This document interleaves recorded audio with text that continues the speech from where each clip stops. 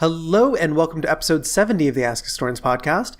Today we wrap up our pseudo two-part series about Italian identity or kind of non-national identity, kind of unity, disunity, localization, regionalization, and now this time fascism in football. So previously on the last episode we talked about kind of the Italian communal period, a medieval period of time when Italy really kind of fractured into more localized polities and identities.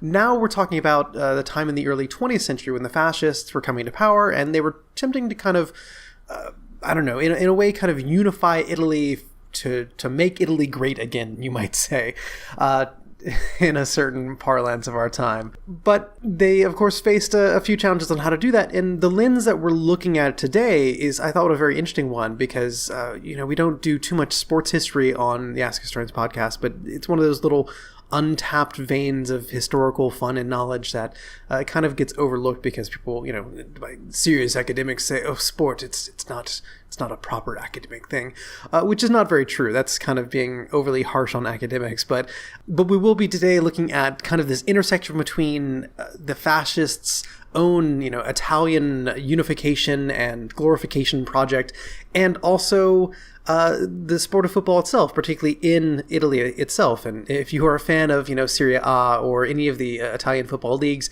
congratulations, you're supporting a fascist institution. No, we will talk about how the fascists did kind of organize modern Italian football. But yeah, it's an interesting topic and I hope you're going to enjoy it. But first, because this is the first podcast of the month, I know what you're all really here for. It is our monthly book giveaway. So the 4 books we have available as a selection this month are Arlette Farge's The Allure of the Archives, Victoria de Grazia's The Culture of Consent, Mass Organization of Leisure in Fascist Italy. That gets referenced in this podcast, by the way. It's a recommendation from our guest. Fit to be Citizens, Public Health and Race in Los Angeles, 1879 to 1939 by Natalie Molina. And The Plague Files, Crisis Management in 16th Century Seville, and that's by Alexandra Parmacook and Noble David Cook. So those are our 4 books that we have available to select from this month, and our winner is, as randomly selected from our Patreon supporters, Trevor Davis. So Trevor, I'll be contacting you via the email that you have in your Patreon account that you're helping support this show with, and we'll get an address from you, and I'll get whichever one of those books you want, winging your way through the skies, or by train, or mule train, perhaps, if you live a little kind of out in the boonies. Until then, of course, enjoy this episode about Italian fascism football.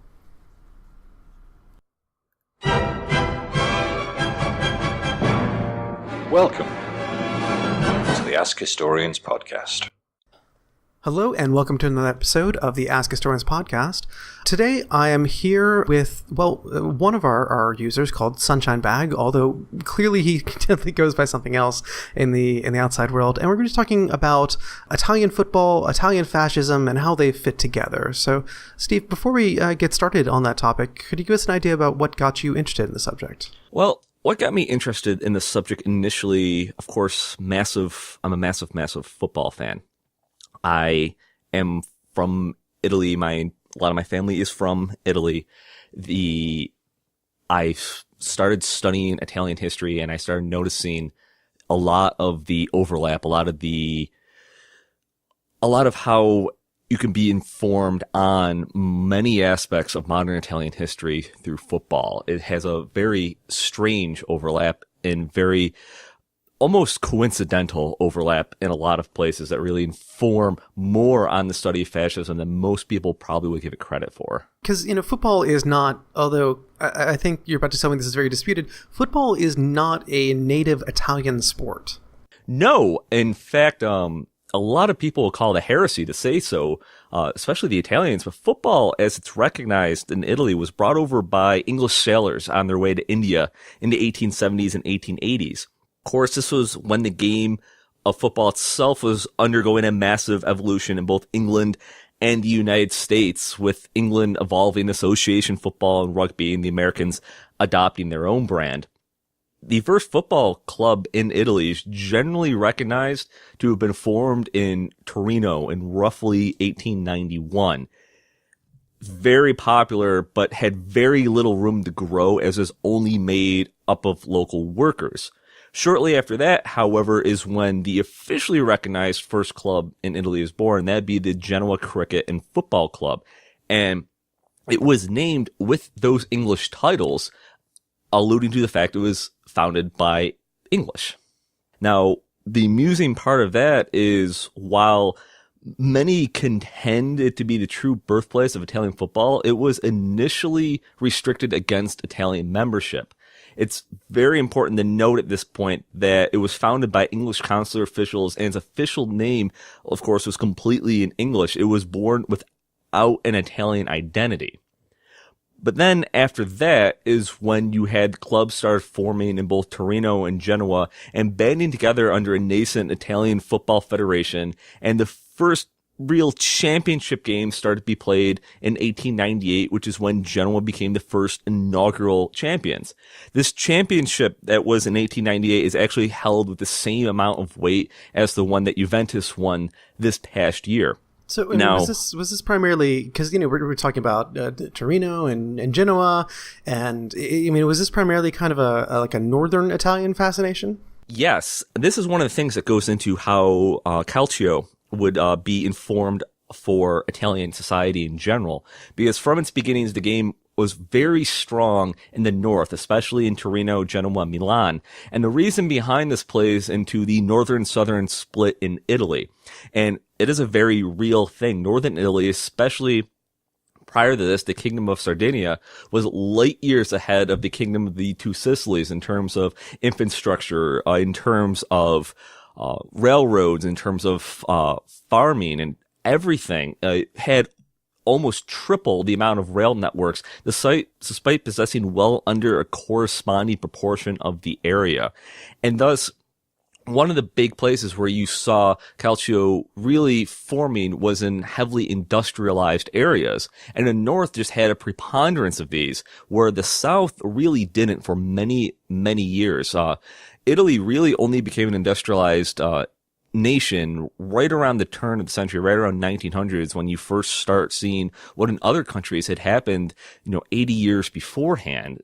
People coming in from the farmlands, and even well up until after World War II in southern Italy, there was many places where people were literally living in caves, well past World War II itself. So southern Italy was a very poor place, and it just didn't have the money to get involved in something like this, especially didn't have the concentration of population. I mean, this seems like it's really kind of emphasizing this kind of northern-southern split, kind of, if not really kind of intentionally, but it kind of plays out like that. But, we've also kind of been talking about, you had mentioned, that it's called, calcio.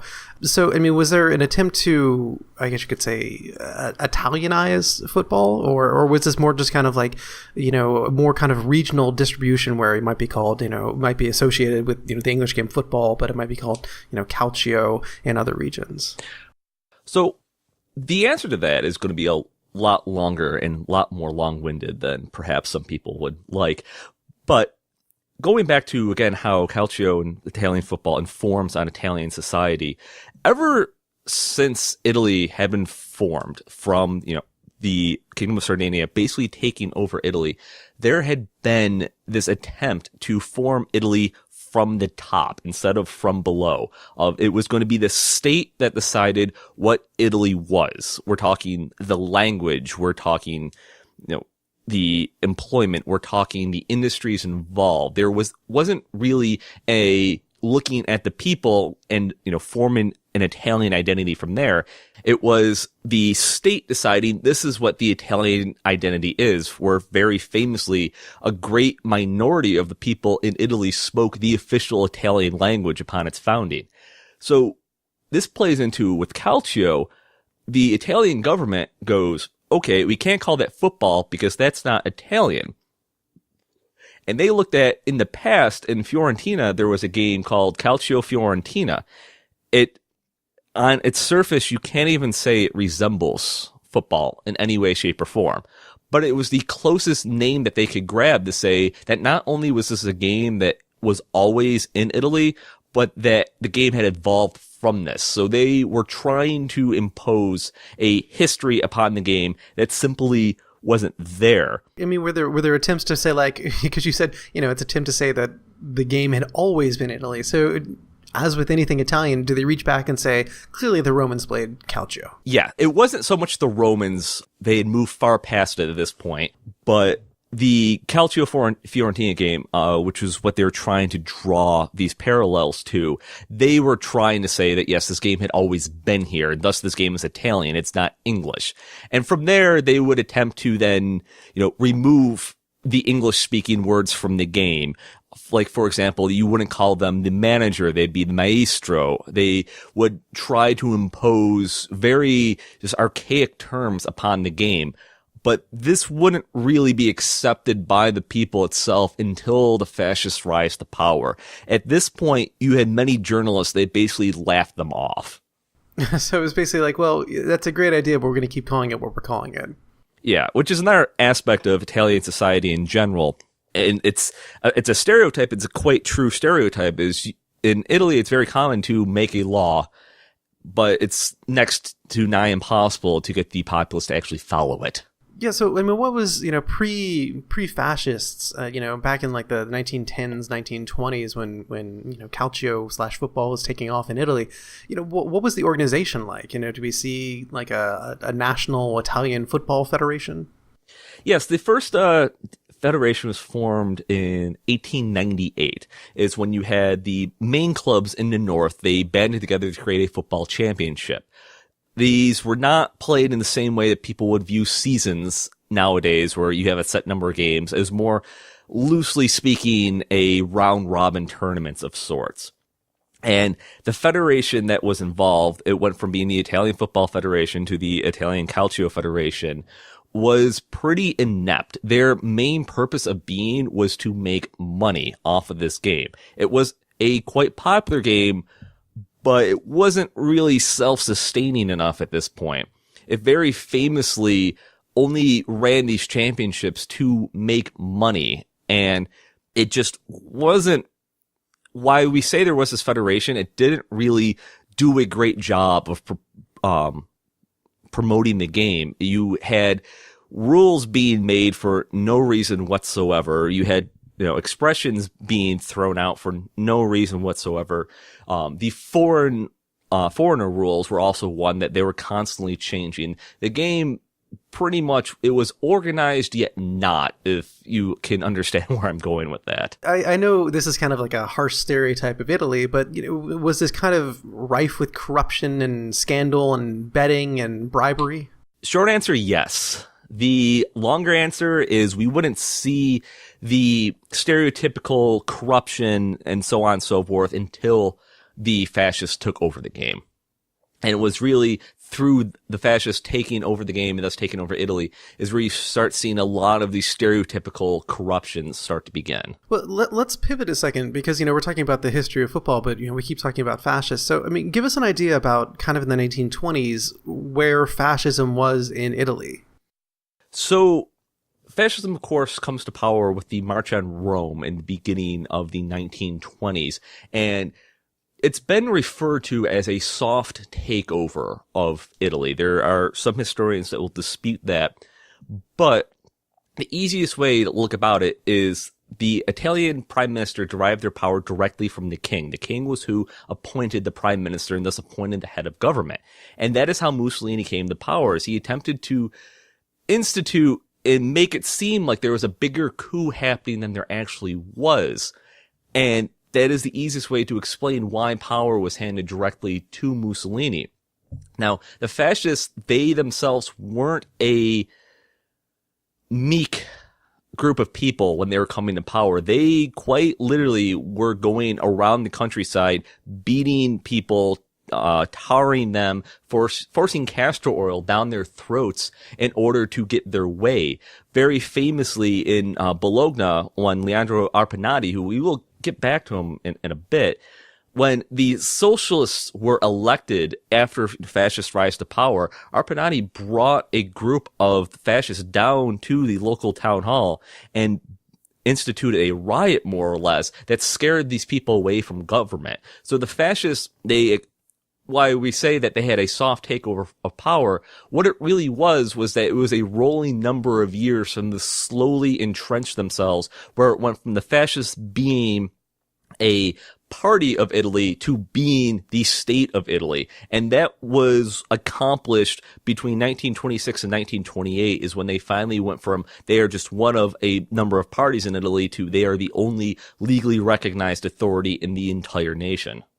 And, how much was fascism's, popularity and power base located in certain regional areas? Because I know that Mussolini himself is from around Bologna, where you just mentioned, up in kind of the northeastern of Italy. Was fascism itself kind of a northern Italian thing? Yes, that is the easiest way of looking at it. Fascism itself came from the north. It came from a group of came from multiple groups, the main number being dissatisfied socialists and also dissatisfied returning war veterans. Mussolini famously was ejected from the Socialist Party of Italy because he supported the First World War, where the fascists did not. After the First World War, even though Italy was seen as being on the quote-unquote winning side, they did not feel like it.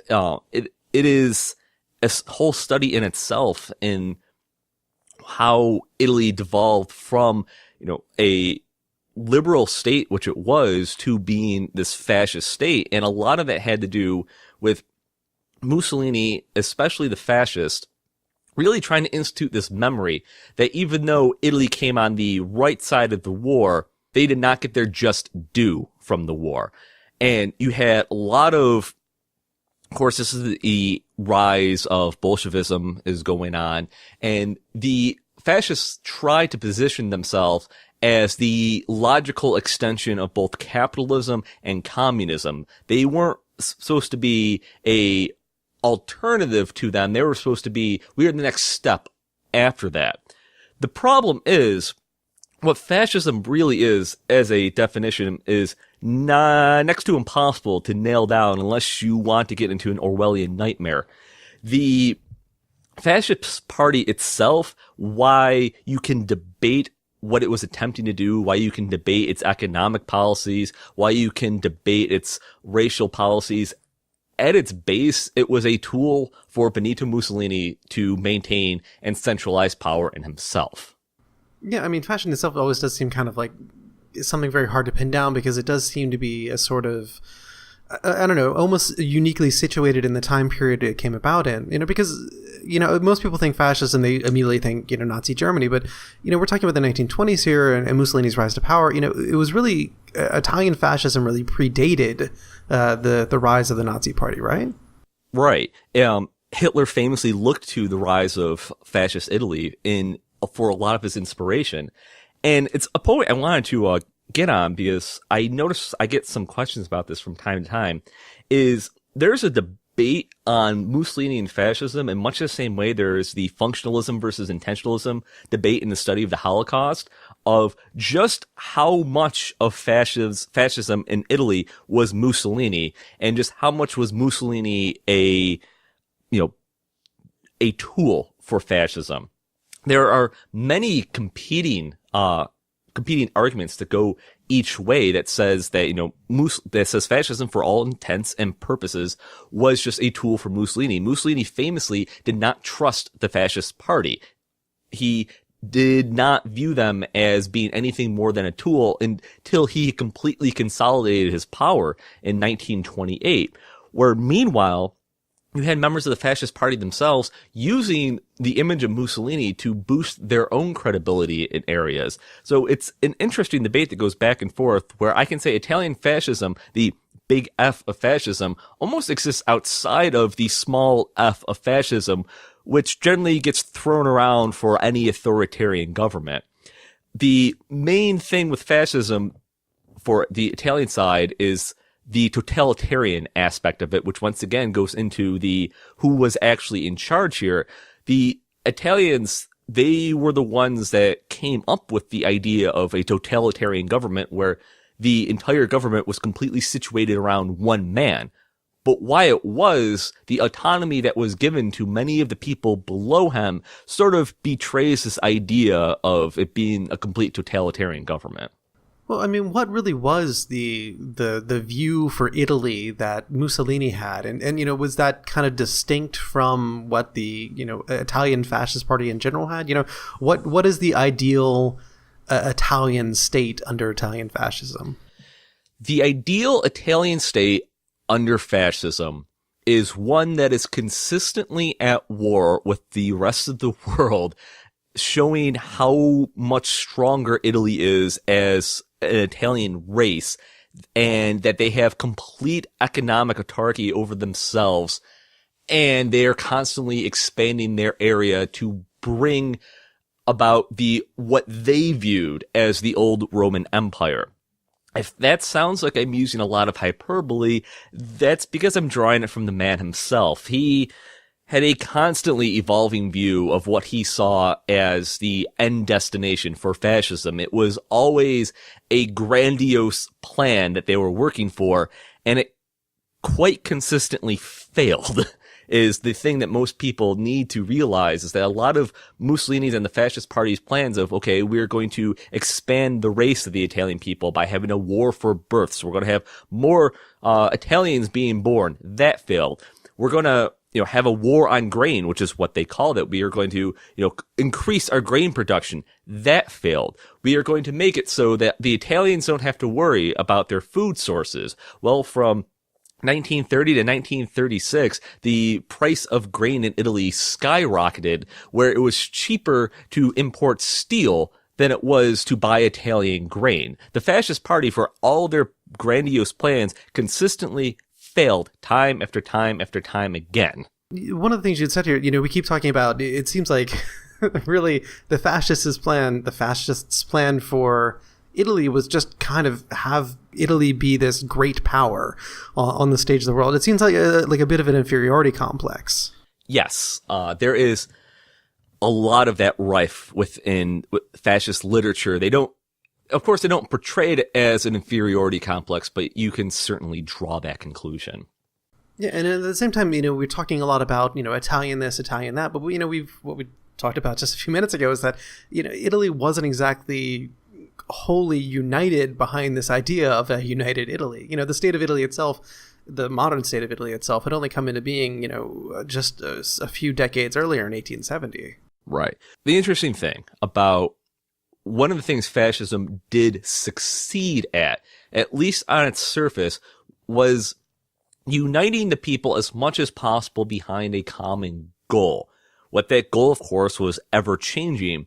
But one of the things that the fascist and Mussolini himself did really well was work with former political opponents to get their approval, to get people on their side before they would crush them under the wheels of the party, under the wheels of, jailing dissidents, under the wheels of, we've used you for what you're worth, we don't need you anymore.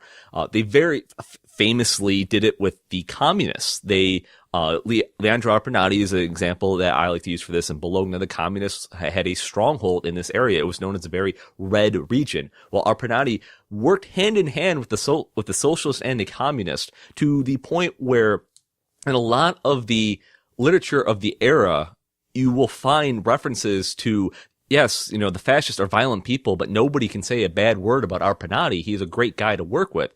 And and Arpanati and many of the other Italian undersecretaries were able to forge these relationships. And then when they had ran their course, they would then completely eliminate the opposition party.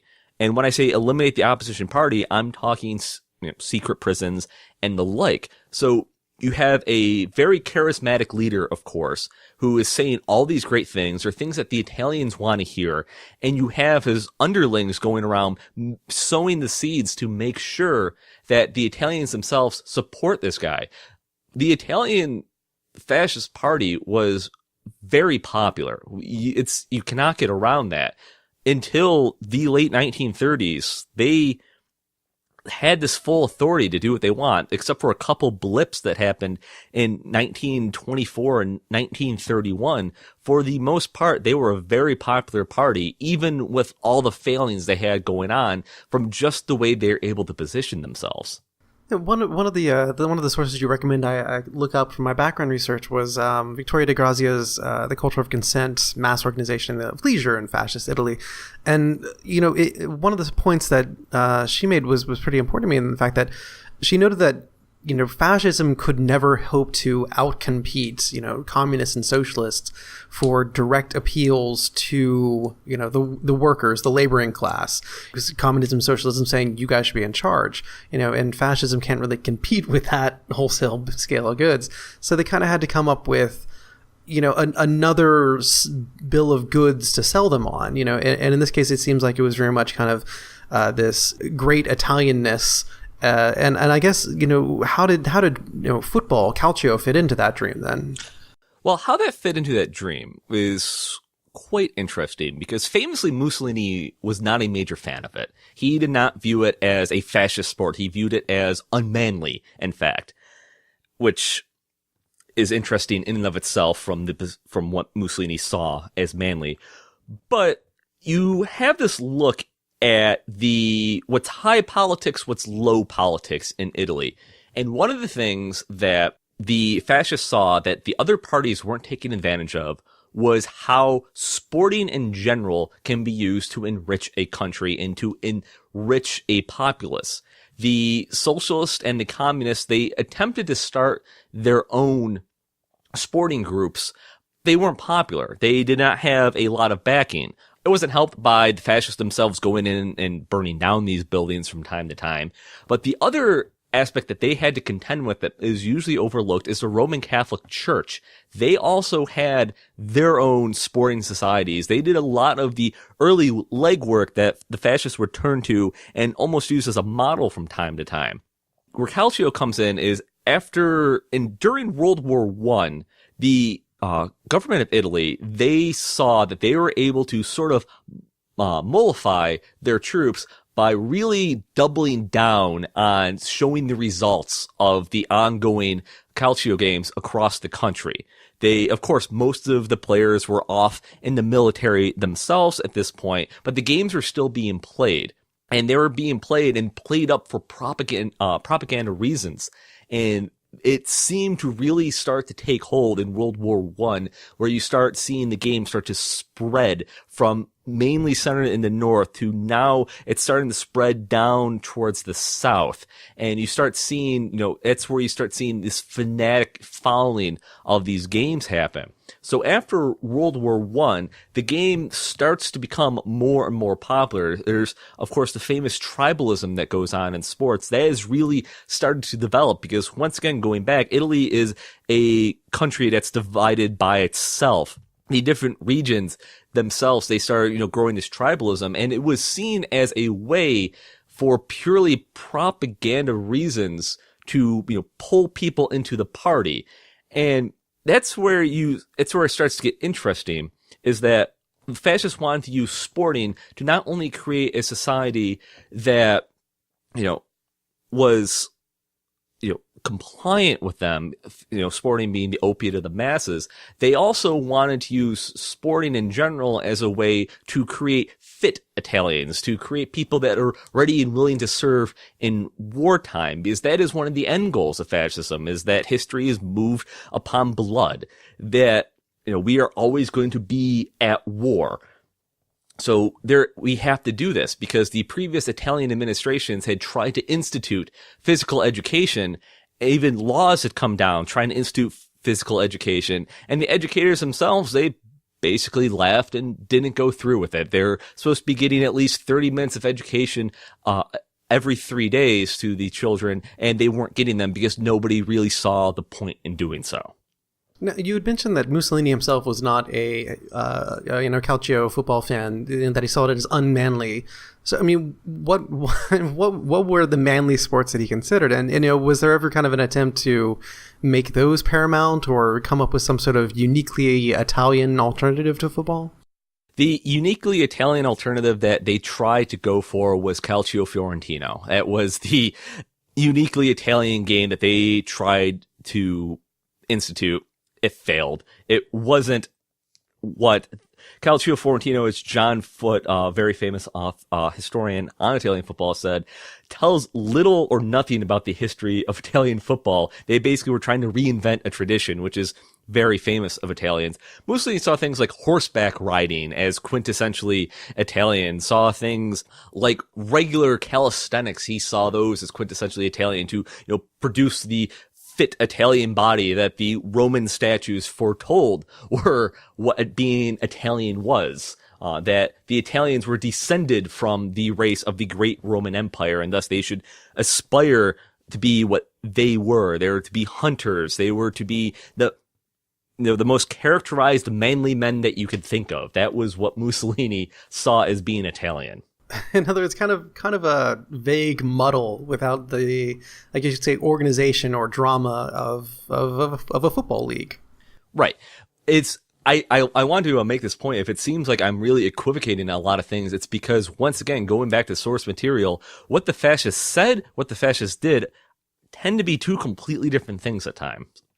What Mussolini would say in one speech, 2 years later, he'd say something completely different. If he would say in private that he, had a low contempt for the game, he would then attend the opening ceremonies for these games with great aplomb and say how much he was a fan of the sport and let the people know that he was one of them because he also watched the games. So, at what point do the fascists basically say, all right, our attempts to get people to be doing regular calisthenics and go out on, hunting and horseback riding are kind of failing? I guess we have to kind of embrace this quote unquote native sport of calcio.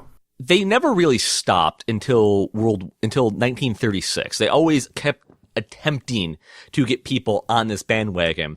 But right around 1924 is when you start seeing the underlings of the fascist party start to realize the power of calcio. You start seeing them start to realize that this can be something used for the good of the party. And one of the first people to really cotton on to that fact was Leandro Arpinati. He was one of the first fascists to really start standing up with Mussolini. He didn't serve in World War I.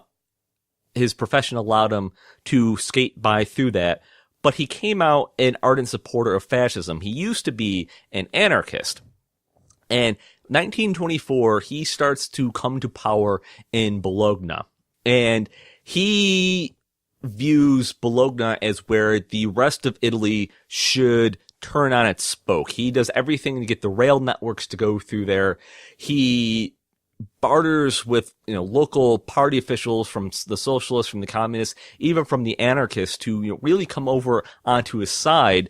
And one of the ways he's able to do this is through the tribalism of calcio. He becomes very invested in making the Bologna team a major club at this point.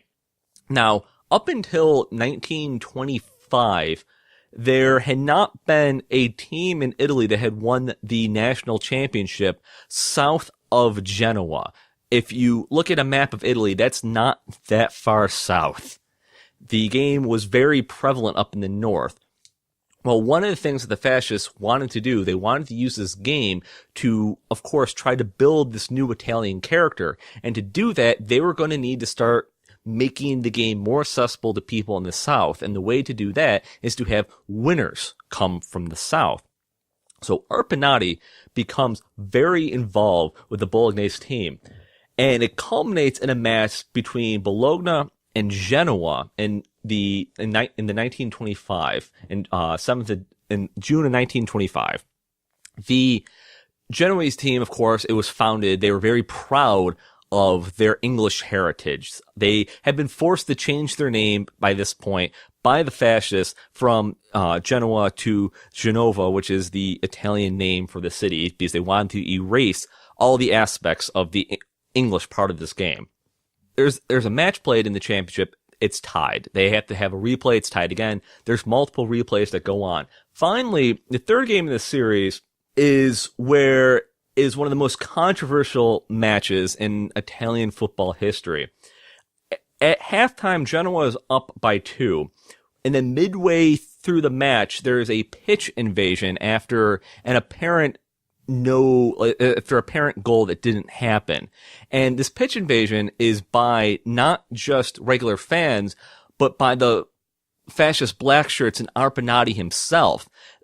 There is a lot of source to draw from what happened, but it can be generally inferred that a threat was made against the official that he was going to let this goal stand, and that the game then devolved under very suspicious circumstances.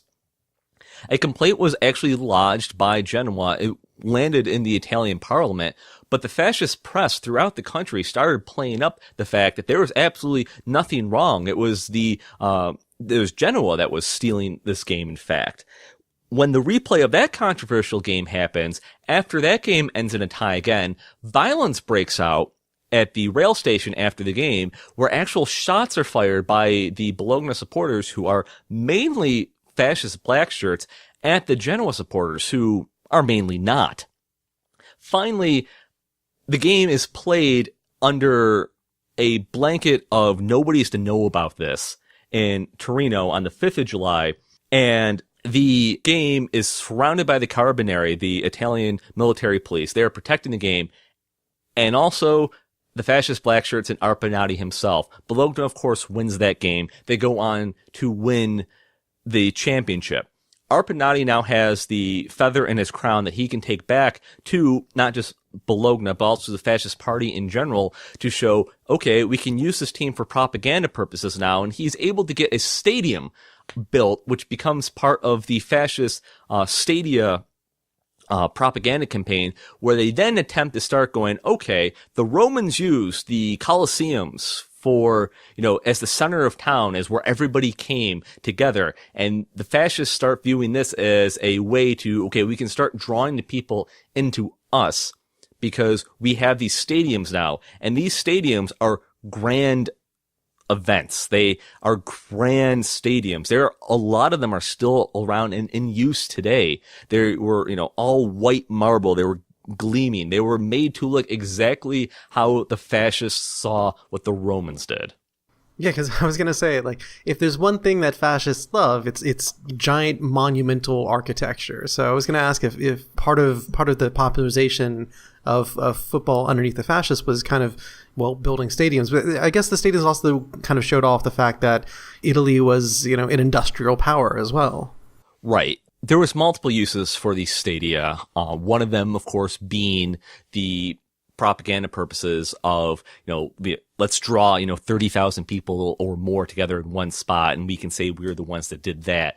The other one is to, very famously, they attempted to build these stadiums completely from Italian-only materials. It was much more expensive than it needed to be to do that, but it was part of this propaganda campaign of, look how great Italy is. Look how great we are. Now, the interesting thing is, Mussolini himself had a great love of architecture, but it was a very corrupted love because he wanted the architecture to tell him what he already knew. He gave a lot of money to fund architecture in Italy, but at the expense of, it was very politically connected money that was to tell him what he wanted. So a lot of the great excavation work that happened in Italy during the fascist time period is owed by Mussolini wanting to excavate the old Roman ruins and use them for, his purposes of tying the current Italian state, which is the fascists at this point, back to the Romans to build that bridge. The problem is, though, of course, with how the fascists viewed the Romans wasn't quite true. They would base the, buildings of these architecture on the great Colosseums and, report on how Romanesque that they were, while completely missing the point that this architecture was based on the Greeks, and the fascists viewed the Greeks as being well below them on the rungs of society's ladders. And it was just one of the many great contradictions that would go on. Another one would be that Mussolini, he had all these great villas excavated in Rome, some of them going back down to the time of Caesar himself. And then he would have them completely paved over because he wanted a grand avenue going through the middle of Rome that he could have a whole triumphal procession through, as the old, Roman military generals of old did. So for every great thing that he did, he would literally steamroll over it for what he saw was trying to tie himself and the fascist state back to the Romans. And to kind of tell, a story of this new, unified, powerful, great Italy as well.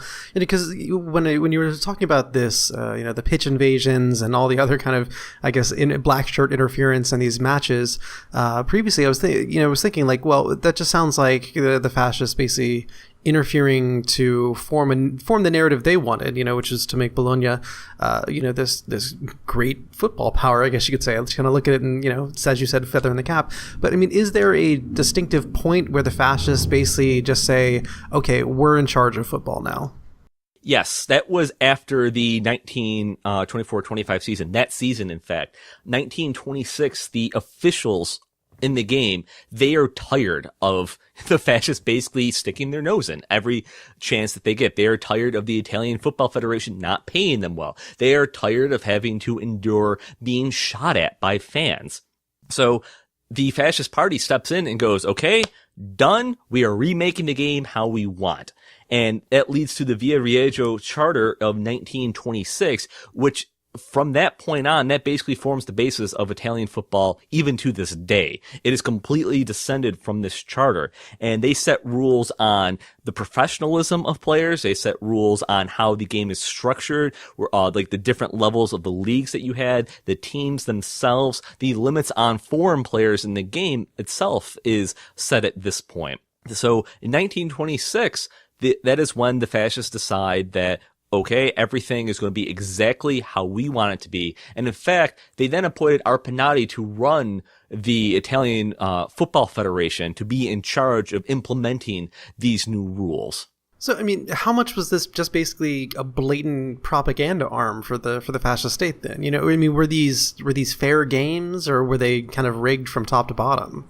So that gets into an interesting point. For the most part, the high-level games, once the 1929 hits and the games evolve into an actual league that happens instead of just, these round robin tournaments happening, the top level games, the games that actually mean something, those are as close to the up and up that you can get. Where a lot of the fascist corruption starts happening is mainly behind the scenes, which is when they go and they tear apart teams or combine teams together, or they go, okay, instead of having these three teams in Rome now, they're all going to be one. If you go and look at Serie A nowadays and look at the official names of the clubs, most of them have the founding year for them. You'll see most of them were founded in the late 1920s. Famously, they forced, like I just said, three clubs in Rome to form AS Roma, which is one of the big teams nowadays. You had Internazionale Milan. They were forced to rename themselves Ambrosia due to the concept that Internazionale played with foreign players. But the thing that a lot of people don't want to really look at too hard is, because of course everybody wants to look at themselves as a hero throughout history, is these changes weren't really met with a lot of resistance, because the fascists also monetized a lot of these changes of, we are going to tear your teams apart and we're going to pay you to do so you don't complain about it. And then if you don't accept that, then of course, we're going to beat you, break your legs, and pour castor oil down your throat. So kind of not much of a choice there. But, we keep mentioning, well, I guess you keep mentioning, these foreign players, and now there's this question of for foreign players, and and they're being excluded from the clubs, But I mean, who were these foreign players? Were they other people from Europe, or were these like Italian Americans, or even like Italo Argentinians or Uruguayans who were coming back over? I mean, were these people from Italian North Africa or Italian East Africa at the time? All right, so for our listeners, you might want to get yourself strapped in for this one. The concept of foreigners in Italian football had been going back all the way to the beginning. The Italians really the government had been searching for ways to exclude them even before the fascists came to power. When the fascists initially came to power, they tried to say that there was two championships. There was the one where it was just Italians and one where the foreigners played. Now, when I say just Italians at this point, that literally is people born in Italy. What is considered Italy, not considered part of its colonial empire, but Italy proper itself. Foreigners are everybody else. Now, the rub happens where the people that were really popularizing this game, that were really causing the game to go from just a bunch of people running around a pitch to actual, an enjoyable game with tactics to watch, they're coming from places like Austria, Austria-Hungary. They're coming in from the outside. Now, when the fascists come in and say that, okay, no foreigners are allowed in the game, it lasted all of 2 seasons before they realized how stupid of an idea that was, because the Italians themselves weren't up to the standards that were needed. So then they create an exception where it's people of Italian extraction are now allowed to be considered Italian. And this is where you get the Italian Argentinians, the Italian Americans, people that are the first generation or people that are second generation. If you can trace your quote-unquote bloodline back to Italy, an exception can be made. And it is under this weird, Italian but not Italian, these mercenaries, as some of them are called, that Italy grows its worldwide soccer reputation, because Italy emerges from the 1920s into the 1930s as a worldwide football power. They emerge as they win 2 World Cups back to back. They win the 1936 Olympics. And a lot of the players on these teams are these quote unquote foreigners that less than 6 years previous, they would not have been considered Italian. But now, because they can be used for the propaganda purposes of how good that the Italian calcio is and spread the brand, now they're considered Italian. I mean, how successful was then, because it sounds like going from kind of a disorganized mess to winning back-to-back World Cups, it sounds like it's working out pretty great for the Italians, at least in terms of propaganda purposes. But I mean, is there a way that we can judge the effect of how effective this propaganda was in forming kind of a national unified Italian identity? Yes and no. This is where you start seeing viewing the lens of fascism through football starts to diverge a little bit, because the games themselves were massively, massively popular.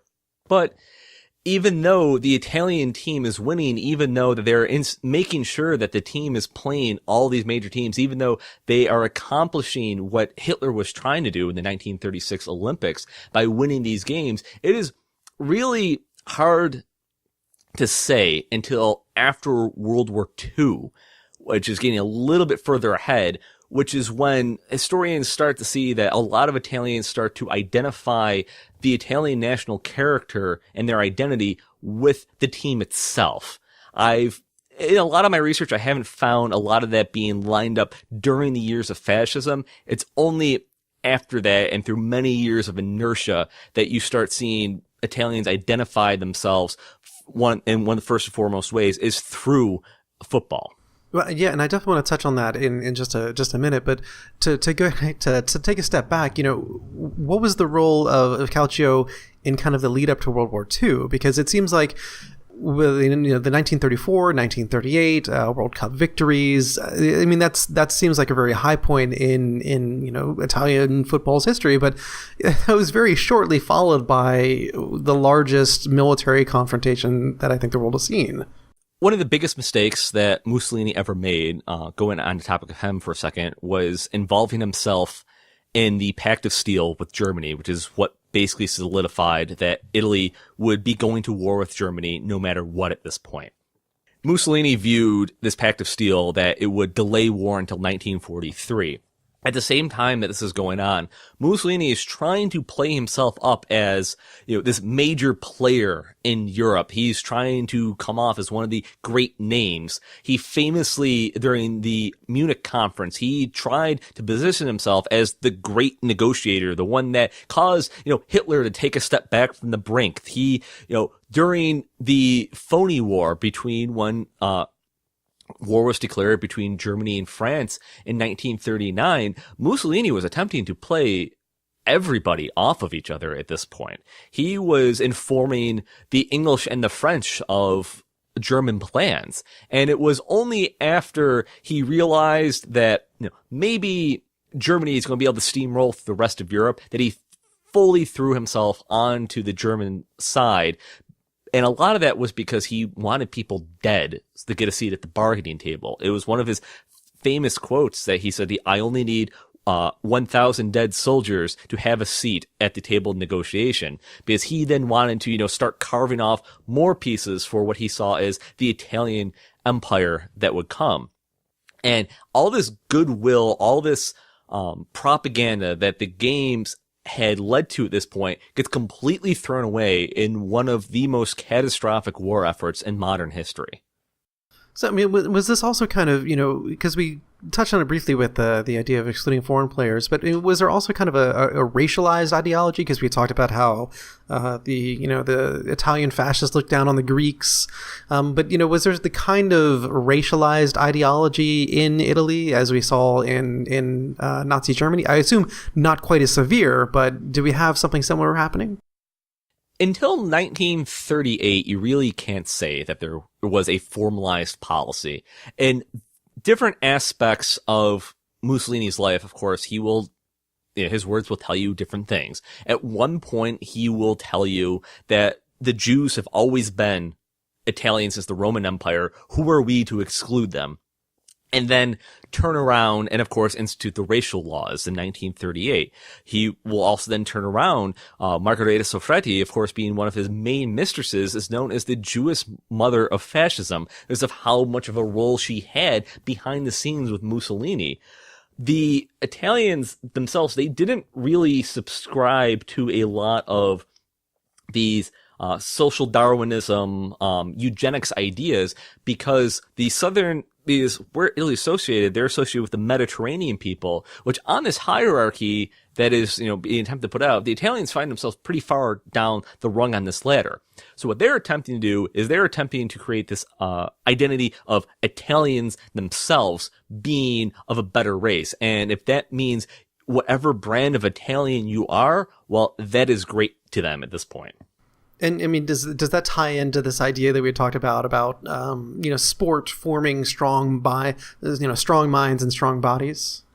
Yes, it does, because that is something that's able to connect the people themselves to show that we don't have as many differences as you may think that we do, even though in the background is all the great things that the sports and all the different organizations that the fascists put together, that they then go and try to end around that by trying to enforce these differences by, keeping the North stronger than the South. It's fascism itself. Italian fascism is a very contradictory subject. So it's really hard a lot of times to pull a lot of these meanings from it. But you do see sports used to try to form this national identity. I want to start moving us towards an epilogue here, because I want to go back to something that you had kind of mentioned, the fact that this idea of Italianness, particularly as related to a national Italian football league, kind of really doesn't solidify during the fascists, but kind of more in the post-war period. And so I guess my question for you is, how much of the fascist Italian football organization survived World War II, and how influential was that? Was the fact that after World War II, the Italian fascists themselves were stripped away, but some of the institutions that they had created were left in place, and those were kind of ended up being more foundational to the Italian identity than maybe they had thought previously. As I touched upon previous, the current Italian leagues that you see nowadays are directly descended from the leagues that the fascists put into place. They really did a lot of the legwork in setting up the infrastructure, and it was just continued as already there with the fascist ties stripped away from it to make a complicated story easy to digest.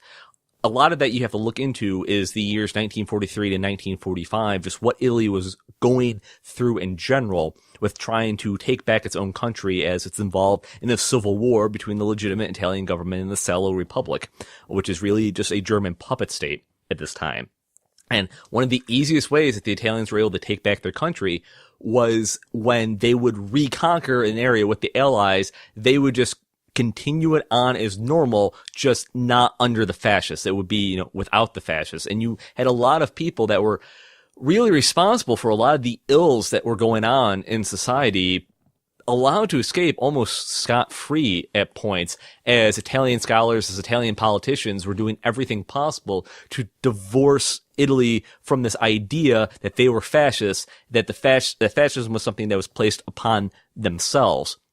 And it's really only after the war when Italy gains a new constitution, as they defenestrate both the fascists and the monarchy itself, that they're actually able to get this Italian character that the fascists were trying so hard to institute on them. It finally, grows up from the ground of an Italian character that was mainly led from this adversity that had been happening to them. And that is where you start seeing more popular things like the football league start becoming more popular. Italy is able to use the Italian football in the 1950s and 1960s to really grow itself with the rest of the continent and to reintegrate itself into the society at large. And that is able to be used through sport, with, of course, Italy being introduced into NATO in 1949 and into the United Nations in 55, I want to believe. It may have been 56. I may also be completely wrong. But they're also able to use things like Internazionale. They have been renamed from Ambrosia back to Inter to, take away what the fascists had done to society. And they become one of the major teams in Europe. And Italy is able to regrow itself behind this character from these infrastructure that fascism had put in place for them. Well, Steve, I want to thank you so much for talking to us in the AskHistorians podcast today. Hey, no problem. And as always, thank you all for listening, and thanks to our Patreon supporters for your support. If you want to become part of the illustrious crew that helps support this podcast, you may go to patreon.com/AskHistorians, and that will also help you get in on our monthly book giveaway. So $1 a month gets you a single ticket into the raffle kind of thing.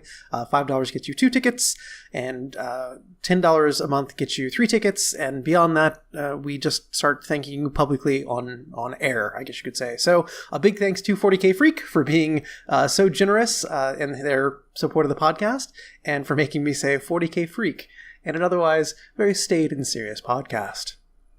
I hope our combination of 2 episodes, the first about the Italian communes and this episode about football and fascism, helped kind of bring together the larger idea of Italian national disunity and then coming together into Italian unity, of course, through the healing power of sport and fascism.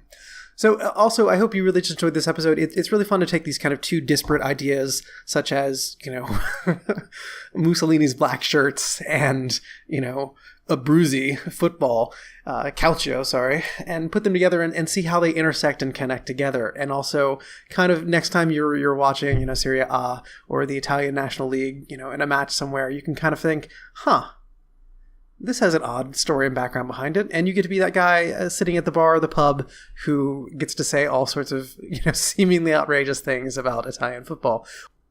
So coming up in 2 weeks, we will be covering the area of New Spain, which is colonial Mexico. We'll be looking at the early colonial period and specifically at some of the indigenous writers who were writing their own kind of ethno-histories and histories of the region at the time. So it's a pretty fascinating topic. I certainly enjoyed it, but then again, that's kind of my area of interest, so I'm biased. But no, it really is a terrific episode. So I hope you'll come back and tune in 2 weeks to hear that.